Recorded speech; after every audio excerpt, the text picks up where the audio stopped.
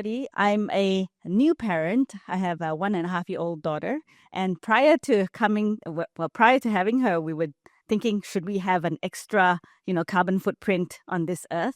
And I was thinking, no, we don't want that. But actually, we're glad that we have her because now we have the impetus, the motivation to actually think about what we're actually doing to this earth. And I'm hoping that all of you parents probably have the same thought as well. And one of the things that I think about is I don't want her to go hungry. But that's probably a possibility. So I don't know whether you have experienced in food insecurity in Singapore. How many people do you think, or what is the proportion of people that you think goes hungry in Singapore? Anybody can. 10%. 10% is correct. So there is about 1 in 10 people who either have food insecurity either all the time or frequently. So this is part of a survey that the ISIS Yusof Ishak Institute, where I work, we study climate change and food security in Southeast Asia. What we have identified in Singapore, this is the challenge, and it's actually increasing. And does income matter? If you're rich, does it matter that you won't go hungry? Actually, no, because we found that even with people in the highest income, there are people, less than 15%, that actually go hungry and experience food insecurity. This is not Singapore. This is Southeast Asia. I have the data for Singapore, but there's also data that says that even the highest income people, there are people who go hungry. Now, I'm sure you are familiar, or you may not be familiar with the Singapore food policies. Just a very, very short explanation. Singapore, I used to work for the Ministry of National Development and Singapore Food Agency. The food policy in Singapore is actually one of the best in the world because there's always this potential for hunger. And recently, there has been a change in the food policy. In 2019, there was a suggestion that maybe we should increase our food production internally to 30% by 2030. You may have heard of this 30 by 30. And then last week, the minister actually explained that we're going to dial that back, recalibrate. We're going to focus on 20% fiber, which is, leafy and fruited vegetables, bean sprouts, and mushrooms. And then we're also going to only produce 30% of our seafood and eggs. Now, some people are very worried about this because they're saying, okay, does that mean that we are no longer going to be food secure? But I would argue that actually it had to happen. We were not able to produce the amount of food that we were hoping for. And actually, when the policymakers were actually thinking about this, they had put a lot of emphasis on indoor agriculture, which is not very climate friendly, although it is very effective when done well, and also novel proteins, which there hasn't been a lot of consumer uptake. So this new plan actually recalibrates and understands the reality that the Singaporeans now face, which is a different matter, and it focuses more on our relationships with overseas and how we're going to get our food in. So you may know that Singapore takes its food in from 180 plus countries.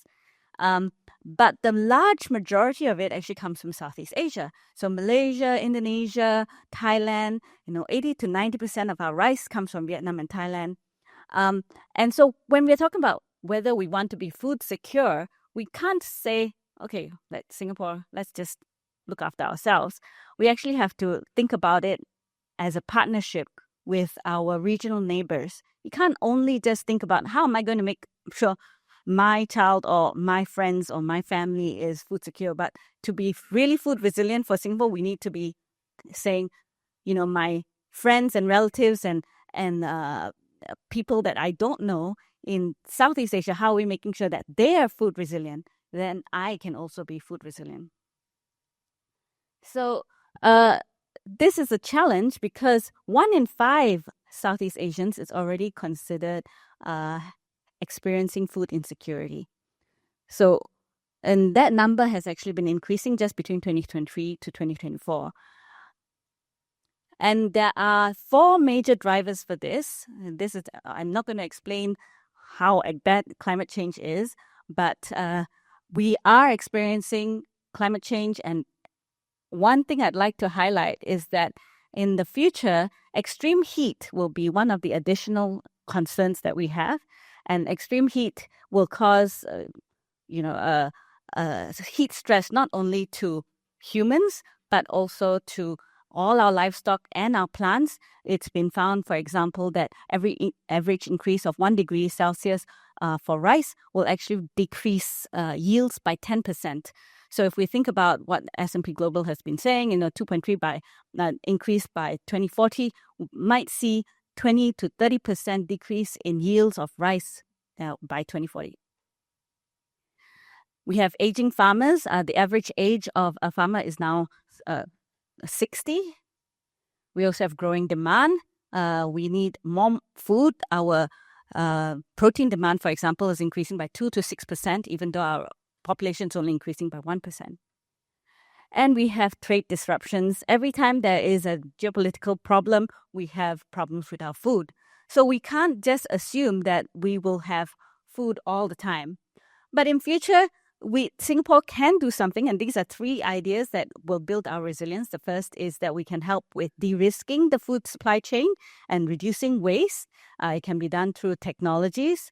The second most important thing is that we need to have climate-smart agriculture, and these are things that we need to work in partnership with the local communities, not just in Singapore farmers, but farmers all over the world. And especially in the region. For example, now drone technology has become so much more prevalent that it can identify, analyze, and solve the problem at one go. And this is, of course, going to be helpful for farmers. Farmers may be aging, but of course it is, they can now, younger people may find it more easier to get into the farming space. And the thing that I feel is most important is that we need to start building relationships. Now, Singapore is one small country in the big region, but there's a huge footprint. And in fact, just recently, Singapore has been one of the private companies has even established a food zone in Johor, and they seem to be wanting to do more also in Johor under the Johor Singapore Special Economic Zone.